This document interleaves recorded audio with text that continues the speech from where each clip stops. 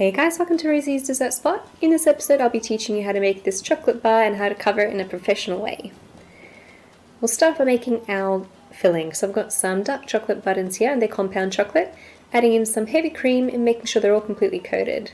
I'm going to pop those into a microwave for 30 seconds, give it a bit of a stir and making sure that it's all submerged underneath that heavy cream, and then pop it in the microwave again for another 20 seconds. Stir until it's nice and combined and melted. Once it looks something like that, you can add in your desiccated coconut. And I'll have the recipe for this in the description box below. Stir to combine that completely, and then we'll set that aside as we work on our white chocolate. So I'm adding a little bit of copha or a reconstituted coconut oil into my white chocolate. That's going to help it not to seize when I add in my gel food colours in Fuchsia and electric green. Only adding about a drop each. And if it starts to seize, just add a couple more drops of that copha, then combine all that colour in. Then to decorate our chocolate mould, I'm adding a little bit of edible gold dust, and then using a blush brush I'm just going to dab it in random areas. This really adds a nice touch to your chocolate bar. Alternatively, you could always just add in gold leaf as well. And I'm going to start spooning my white chocolate into the different areas, and I'm making sure to aim for the gold dust areas because it will contrast a lot nicer against the white. And then fill in with the other colours, making sure to make the colours all dispersed and so there's not too much green in one section, etc. And once you're done with those colours, add in the rest of your white just to cover up spaces. And it might not look like there's enough, but once you tap it on your counter, that all combines and you'll find that actually you have a fair bit of chocolate in there.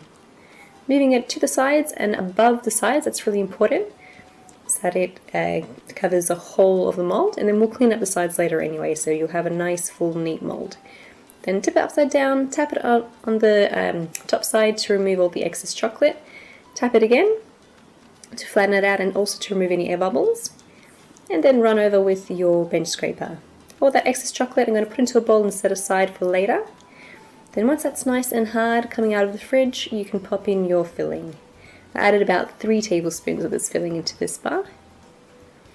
And using your spoon, just sort of push it around and tap it to make sure it's nice and even. Melt down your chocolate, and once that's nice and solid in the fridge, you can add on your extra chocolate just to cover up the top and close your bar completely. Again, I'm making sure to spread it up and above the sides. And make sure there's no air pockets or empty spaces sort of left open.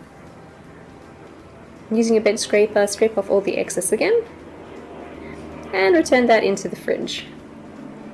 And that'll set for another 10 minutes. Just like so. Then once that's nice and hard, turn it upside down, give it a bit of a tap, and that should come out really easily if it's ready. If it doesn't come out, it means it needs a bit more time resting in the fridge.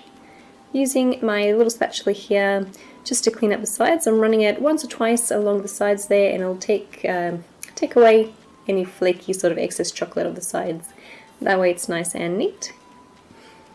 And the last step is to cover our chocolate. So I've got some regular aluminium foil, and I'm creasing it over the sides and scoring it down so it's nice and sharp, and then take the edges and bring it in towards the middle of your chocolate bar.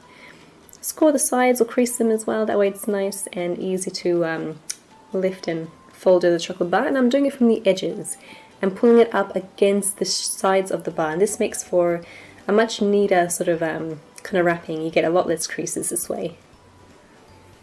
Just grab the top and pull it up against the bar, and then crease at the corners and at the edges as well. You can see here when I turn it over, it's nice and neat. And then attach your logo, so sort of center it on there, fold it over one side and flip it over. Then add some non-toxic double-sided adhesive and just seal it with the other side. And you're sweet.